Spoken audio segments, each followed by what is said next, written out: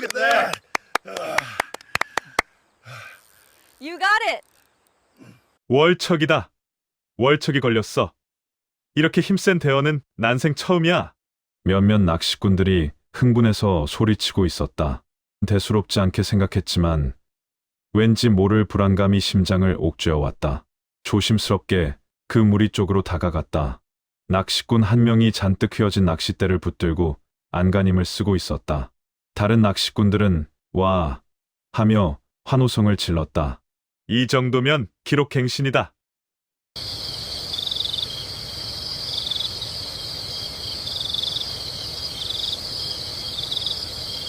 낚시꾼이 못 이겨낸 마지막 유혹.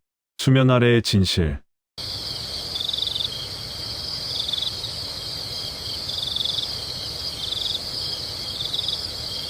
나는 그녀의 손을 살며시 쥐고 내 텐트 속으로 들어왔다.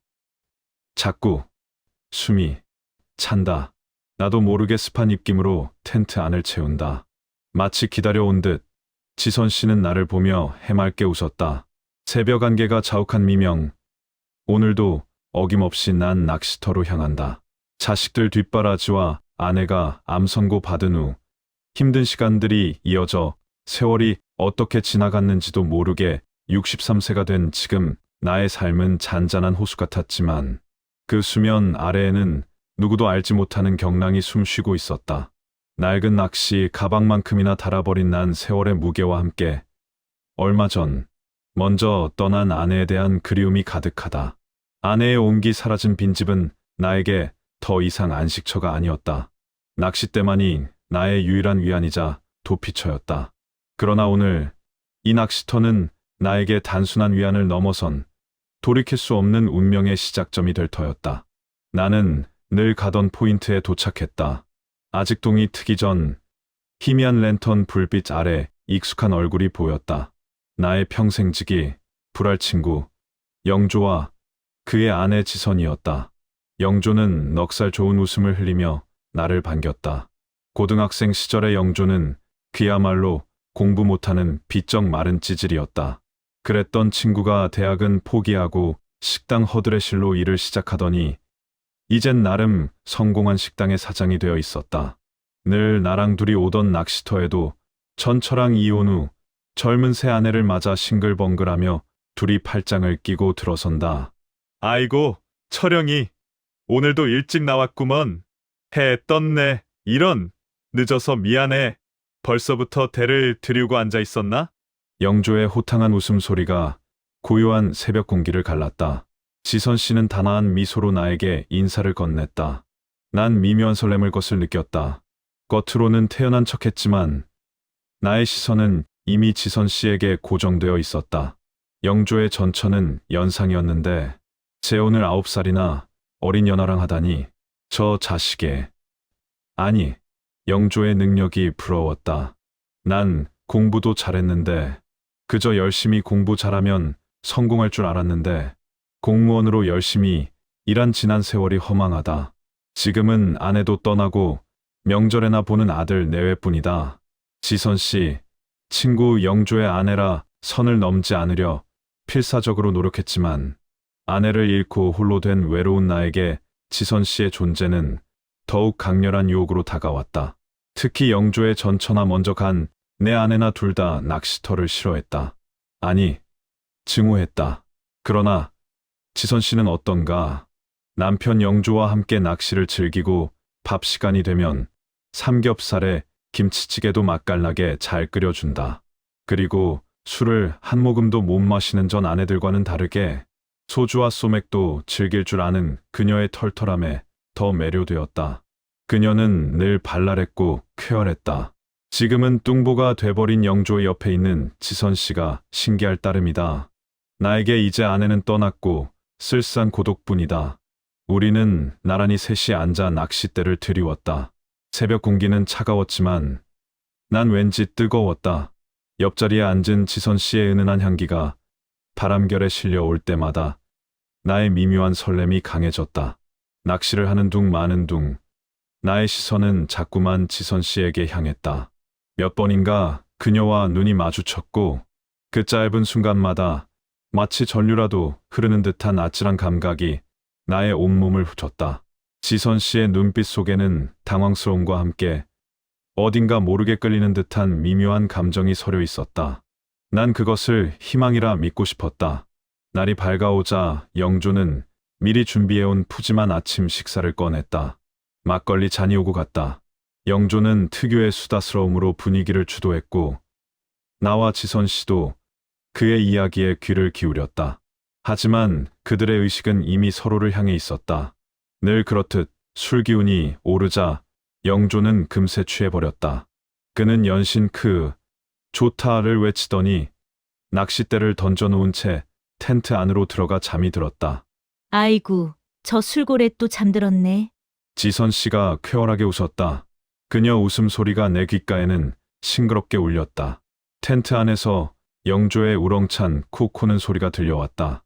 마치 거대한 짐승이 잠든 것처럼 텐트 전체가 미세하게 들썩였다. 그 소리에 나와 지선 씨는 서로를 마주 보았다. 눈빛은 이미 모든 것을 말하고 있었다. 금지된 욕망이 날 것 그대로 드러나는 순간이었다. 나는 손을 뻗어 지선 씨의 손을 잡았다. 그녀는 처음에는 살짝 움찔했지만 이내 나의 손을 마주 잡았다. 촉촉한 그녀의 체온이 맞닿는 순간 나의 이성은 무너져 내렸다. 주변의 귀뚜라미 소리는 나의 은밀한 기분을 더욱 증폭시키는 듯했다. 나는 그녀의 모습을 이제야 자세히 보았다. 그녀의 손을 살며시 쥐고 내 텐트 속으로 들어왔다. 자꾸 숨이 찬다. 나도 모르게 습한 입김으로 텐트 안을 채운다. 빙그레 웃으며 반짝이는 지선 씨의 눈빛은 마치 기다렸다는 듯이 내 눈을 바라봤다. 마치 오랜 시간 못 본 연인인 듯 와락 키스를 했다. 누가 먼저랄 것도 없이 지선 씨도 이 순간을 오랫동안 기다려왔음이 분명했다. 우리의 키스는 흥분이 더해져 서로의 몸을 끌어안고 침낭 위로 쓰러졌다.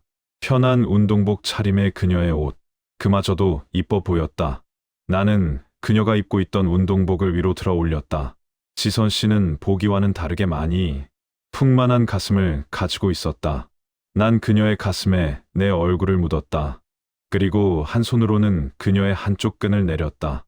그녀의 충만한 살이 달빛에 반짝이며 드러났다. 그 향긋한 살냄이 내 코를 간지럽힌다.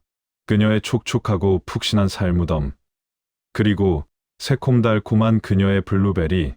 난 그녀를 정성스레 내 입으로 촉촉하게 미끄럽게 만들어 주었다. 황홀하다. 어린 시절 엄마의 따뜻한 품속에 파묻힌 듯 그렇게 계속 있고 싶었다. 내 손은 이미 그녀의 바지 속으로 들어가 있었다. 미끌했다. 눈을 감고 나의 움직임을 느끼고 있는 그녀. 그녀의 야릇한 신음소리가 나지막하게 들린다. 아, 그 소리는 날 더 흥분하게 만들었고 오래 굶주린 맹수가 되게 했다. 자신을 다 맡긴다는 듯 그녀는 내 목을 더 세게 끌어안았다. 비로소 나의 그것을 그녀의 은밀한 곳이 허락했다. 흡, 그녀가 또 작지만 높은 신음소리를 낸다. 그녀의 그 소리에 나의 그것은 서서히 요동치다. 더 격렬하게 춤을 춘다. 낚시터의 새벽은 우리에게 그렇게 뜨거운 열기를 만들어 주었다. 그녀의 최대한 조용히 느끼는 깊은 신음소리. 난 지선 씨를 품에 안고 속삭였다. 지선, 미안해요. 미안하지만 당신을 사랑하기로 했어.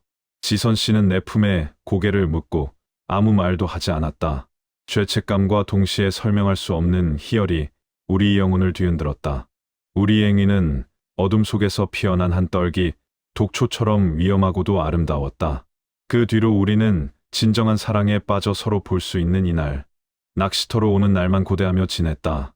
그렇게 또다시 영조 부부와 낚시를 즐기고 지선 씨가 맛있게 구워준 삼겹살에 소주를 들이켰다. 오늘도 어김없이 영조는 술에 취해 세상 떠나가라 코를 골며 자고 있다. 이 순간만 기다려오며 일상을 버텨왔다. 아마 지선 씨도 같은 마음일 것이다. 그녀의 손목을 잡고 내 텐트로 그녀를 이끌었다. 여전히 부끄러워하고는 있지만 확실히 수줍게 좋아하는 표정이다. 난 이전과 달리 조금도 참지 못하고 그녀가 텐트에 들어서자 곧 그녀의 입에 목에 키스를 퍼부었다. 우리는 점점 더 대담해졌다. 나는 그녀의 옷을 찢을듯이 급하게 벗겨나갔다. 그녀 역시 이제는 조심하지 않고 거침없이 나와의 사랑을 나눴다. 영조가 잠에서 깨어나기 전까지만 우리의 이 시간이 허락될 수 있다는 걸 알기에 그렇게 시간은 흘러갔다. 낚시터에 올 때마다 우리는 낚시를 하고 식사 후 술을 마시고 영조가 깊은 잠에 빠져든 시간 동안 나와 지선 씨는 우리들의 금지된 사랑을 불태워 나갔다. 그러다 한밤중 갈증을 느낀 영조가 물을 마시러 텐트 밖으로 나왔다. 텐트 입구를 열고 나온 영조는 어둠 속에서 격렬하게 신음하며 서로를 탐하는 나와 지선 씨의 모습을 보았다. 그의 눈은 충격과 분노로 이글거렸다. 이 짐승만도 못한 새끼들아! 영조의 고함이 정적을 깼다. 그의 목소리에는 믿을 수 없다는 절규와 배신감이 뒤섞여 있었다. 상황은 순식간에 아수라장이 되었다. 영조는 나에게 달려들어 멱살을 잡았다. 내 친구라고 믿었던 내가 어떻게 이럴 수가 있어? 내가 너한테 뭘 잘못했는데? 영조가 내 얼굴을 후려쳤다. 난 비틀거렸지만 죄책감과 동시에 들통났다는 분노가 치밀어 올랐다. 나도 영조에게 주먹을 휘둘렀다. 낚시터는 순식간에 격투장으로 변했다. 지선 씨는 우리를 말리려 했지만 이미 이성을 잃은 두 사내의 싸움을 멈출 수는 없었다. 낚싯대가 부러지는 소리, 몸이 부딪히는 소리가 새벽 공기를 갈랐다. 격분한 영조는 곁에 놓여있던 낚싯대를 집어들었다. 평소 아끼던 최고급 카본 낚싯대였다. 그는 그것을 몽둥이처럼 휘둘렀다. 난 간신히 피했지만 낚싯대의 끝이 내 어깨를 강타했다. 악! 고통에 찬 신음이 터져 나왔다. 나 역시 이성을 잃었다. 영조의 눈에는 살기가 번뜩였다. 순간 난 그의 살기가 두려웠다. 영조가 휘두르던 낚싯대를 빼앗아 들었다. 부러진 낚싯대의 날카로운 끝부분이 영조의 목을 겨냥했다. 닥쳐! 이 새끼야! 어린 여자랑 재혼했다고 내가 뭐라도 된 줄 알아? 나는 순간적인 분노를 이기지 못하고 낚싯대를 영조의 목에 힘껏 찔러 넣었다. 영조의 눈이 크게 띄었다. 피가 솟구치고 그의 몸은 허수아비처럼 힘없이 쓰러졌다. 영조는 마지막 숨을 몰아쉬며 나를 원망스러운 눈빛으로 바라보았다. 그의 눈빛 속에는 배신감, 슬픔, 그리고 삶에 대한 마지막 미련이 뒤섞여 있었다. 그 눈빛을 마주한 나의 몸이 굳어버렸다. 나는 자신이 무슨 짓을 저질렀는지 그제서야 깨달았다. 나는 친구를 죽였다. 내가 친구를 살해했다. 지선 씨는 비명조차 지르지 못했다. 그녀는 경악에 질려 두 손으로 입을 틀어막고 피 묻은 영조의 시신과 피 묻은 낚싯대를 든 나를 번갈아 보았다. 그 새벽의 낚시터는 더 이상 평화로운 공간이 아니었다. 죽음의 그림자가 드리워진 지옥 같은 풍경이었다. 내 심장은 미친 듯이 날뛰었다. 쿵, 쿵, 쿵. 순간 내 귀에 이명이 들렸다. 심장 박동 소리만이 천둥처럼 울려 퍼졌다. 손이 파르르 떨렸다. 믿을 수 없었다. 내 손으로 60년을 함께한 친구를 죽이다니. 죄책감과 공포가 거대한 파도처럼 나를 덮쳤다. 지선 씨는 주저앉아 떨고 있었다. 그녀의 얼굴은 핏기 하나 없이 창백했고 눈에서는 하염없이 눈물이 흘러내렸다. 어떡해, 철영 씨. 그녀의 목소리는 희미한 속삭임 같았다. 나는 주저앉아 고개를 숙였다. 친구의 시신이 눈앞에 있었다. 아직 따뜻한 체온이 남아있는 친구의 손을 잡았다. 그의 손은 그가 살아온 세월만큼이나 거칠고 두툼했다. 그 손으로 함께 낚시를 하고 함께 술잔을 기울였던 수많은 날들이 주마등처럼 스쳐 지나갔다. 후회가 거대한 바위처럼 그의 가슴을 짓눌렀다. 하지만 후회에 잠겨 있을 시간은 없었다. 이대로 경찰에 잡히면 모든 것이 끝이었다. 남은 여생을 감옥에서 보내야 할 터였다. 난 고개를 들고 지선 씨를 바라보았다. 지선 씨 역시 절망적인 눈빛으로 그를 보고 있었다. 지선 씨, 우린 이제 한 배를 탄 거야. 나의 목소리는 갈라져 나왔다. 지선 씨는 아무 말 없이 고개를 끄덕였다. 그녀의 눈빛 속에는 공포와 함께 나와 자신을 묶는 필연적인 운명에 대한 체념이 깃들어 있었다.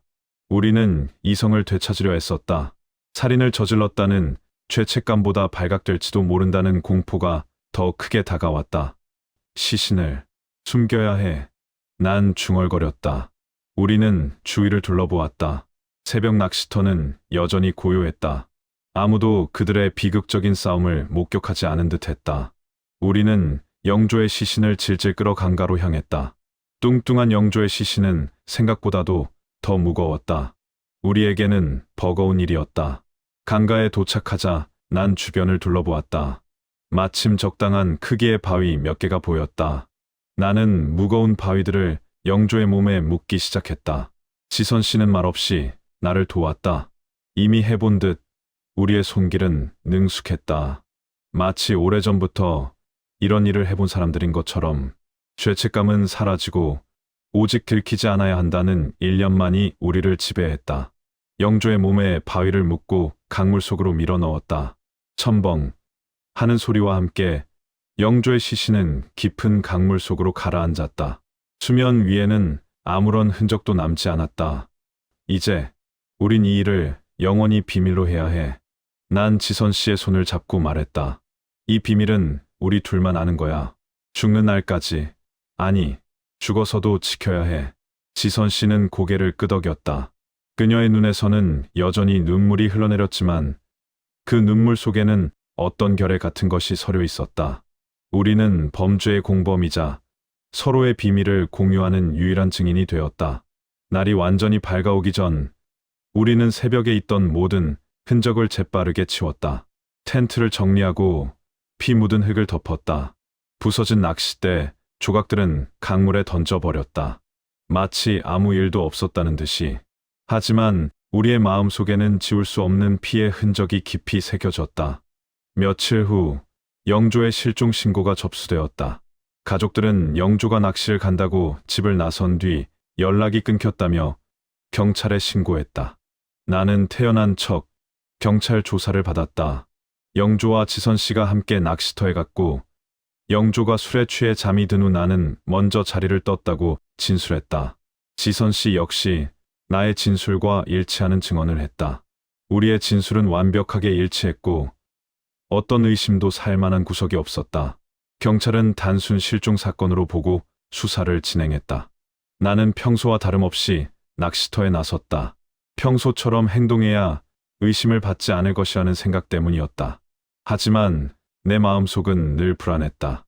낚싯대를 들이우고 앉아 있으면 강물 아래 급하게 던져진 영조의 시신이 떠오르는 듯한 환영에 시달렸다. 고요한 수면 아래 감춰진 진실이 언제 터져나올지 모른다는 공포가 나를 짓눌렀다. 매일 밤 악몽에 시달렸다. 영조가 피투성이 얼굴로 자신을 노려보거나 낚싯대를 휘두르며 달려드는 꿈. 잠에서 깨면 온몸이 식은땀으로 축축했다. 지선 씨 역시 마찬가지였다. 그녀의 얼굴에는 늘 수심이 가득했고 나를 마주할 때마다 죄책감과 공포가 뒤섞인 눈빛을 보냈다. 우리의 관계는 더 이상 뜨거운 사랑이 아니었다. 비밀이라는 거대한 족쇄에 묶인 위태로운 공생 관계였다. 어느 날 또 평소처럼 낚시터에 나가 있었다. 영조가 실종된 후로 낚시터는 나의 죄책감과 공포를 상징하는 공간이 되었지만 동시에 그 현장을 확인하며 안심할 수 있는 나의 일상을 지켜주는 유일한 방패이기도 했다. 나는 낚시대를 들이우고 멍하니 수면을 응시했다. 그때 저만치 떨어진 곳에서 웅성거리는 소리가 들려왔다. 월척이다. 월척이 걸렸어. 이렇게 힘센 대어는 난생 처음이야. 몇몇 낚시꾼들이 흥분해서 소리치고 있었다. 나는 대수롭지 않게 생각했지만 왠지 모를 불안감이 심장을 옥죄어왔다. 나는 조심스럽게 그 무리 쪽으로 다가갔다. 낚시꾼 한 명이 잔뜩 휘어진 낚싯대를 붙들고 안간힘을 쓰고 있었다. 다른 낚시꾼들은 와 하며 환호성을 질렀다. 이 정도면 기록갱신이다. 나는 그들이 낚아 올리는 것을 보았다. 수면 위로 무언가 거대한 것이 떠오르고 있었다. 은빛 비늘이 아닌 어딘가 섬뜩한 색깔의 무언가. 나의 심장이 쿵 하고 떨어졌다. 설마 아니겠지. 나는 애써 불안감을 떨쳐내려 했지만 나의 발걸음은 이미 그곳으로 향하고 있었다. 이게 뭐야? 환호성은 순식간에 비명으로 바뀌었다. 나는 눈앞에 펼쳐진 광경에 숨을 들이켰다. 물 밖으로 완전히 끌어올려진 것은 월척이 아니었다. 그것은 차마 눈뜨고 볼 수 없는 끔찍한 시체였다. 물에 퉁퉁 불어서 알아볼 수 없게 변해버린 얼굴. 하지만 한눈에 알 수 있었다. 그 시체는 내 친구 영조였다. 몸에 묶여있던 바위들이 풀려 강물 속으로 떨어져 나갔고 영조의 시신은 처참한 모습으로 드러났다. 난 그 자리에 못 박힌 듯 얼어붙었다. 나의 심장이 다시 미친 듯이 날뛰었다. 공포가 나의 온몸을 마비시켰다. 이럴 수는 없었다. 완벽하게 숨겼다고 생각했는데, 강물 깊이 가라앉았을 것이라고 믿었는데, 낚시꾼들의 비명과 함께 경찰에 신고하는 소리가 들려왔다. 순식간에 낚시터는 아수라장이 되었다. 나는 애써 태어난 척했지만 다리는 이미 후들거리고 있었다. 내 시선은 영조의 시신에 고정되어 있었다. 그곳에는 나와 지선 씨가 묶어둔 바위의 흔적이 고스란히 남아 있었다. 들켰다. 모든 것이 끝났다. 영조의 시신이 발견되면서 사건은 급반전되었다. 단순 실종 사건은 살인 사건으로 바뀌었고 낚시터는 대대적인 수사 현장으로 변했다. 경찰은 즉시 수사에 착수했다. 시신을 인양하고 낚시터 주변의 모든 사람들을 대상으로 조사를 시작했다. 나는 또 다시 경찰 조사를 받았다. 이번에는 단순한 실종자가 아닌 살인 사건의 증인이자 용의자로 경사들은 날카로운 눈으로 노려보았다. 이철영 씨, 영조 씨가 실종되기 전 마지막으로 만난 사람이 당신과 지선 씨라고 진술하셨습니다. 그때 상황을 다시 한번 자세히 말씀해 주시죠. 나는 애써 침착한 목소리로 준비된 진술을 늘어놓았다. 영조가 술에 취해 잠들었고 나는 먼저 자리를 떴다는 이야기. 하지만 나의 목소리는 미세하게 떨리고 있었다. 형사들은 그 작은 떨림도 놓치지 않았다. 영조 씨의 시신에서 발견된 상처와 바위가 묶여있던 흔적에 대해 어떻게 생각하십니까? 난 얼버무렸다. 글쎄요. 저는 전혀 모르는 일입니다. 경찰은 나와 지선 씨를 강력한 용의선상에 올렸다. 우리가 마지막으로 영조와 함께 있었던 점, 그리고 우리의 진술이 너무나도 완벽하게 일치한다는 점이 오히려 의심스러웠다. 특히 시신에 묶여있던 바위는 단순 사고사가 아니라는 명백한 증거였다. 2주 동안 경찰 조사가 이어졌다. 나와 지선 씨는 서로 다른 방에서 조사를 받았다. 형사들은 집요하게 질문을 퍼부었고 그들의 진술에서 미세한 빈틈이라도 찾아내려 했다. 난 잠을 제대로 이룰 수 없었다. 영조의 얼굴이 계속해서 눈앞에 아른거렸고 형사들의 날카로운 눈빛이 그를 꿰뚫어 보는 듯했다. 지선 씨 역시 극한의 스트레스에 시달렸다. 그녀는 경찰 조사 중 몇 번이나 실신할 뻔했다. 그녀의 눈빛은 공포와 죄책감으로 가득 차 있었다. 나는 지선 씨가 무너질까봐 두려웠다. 그녀가 진실을 말하면 모든 것이 끝이었다. 형사들은 나의 알리바이를 추궁했다. 영조 씨가 잠든 후 철영 씨는 바로 집으로 가셨다고 진술하셨는데 이를 증명할 만한 것이 있습니까? 난 고개를 저었다. 그냥 늘 그랬듯이 혼자 집에 갔습니다. 그럼 지선 씨는 언제까지 낚시터에 계셨습니까? 제가 떠난 후에는 잘 모르겠습니다. 형사들은 그들의 진술에서 모순점을 찾아내기 시작했다.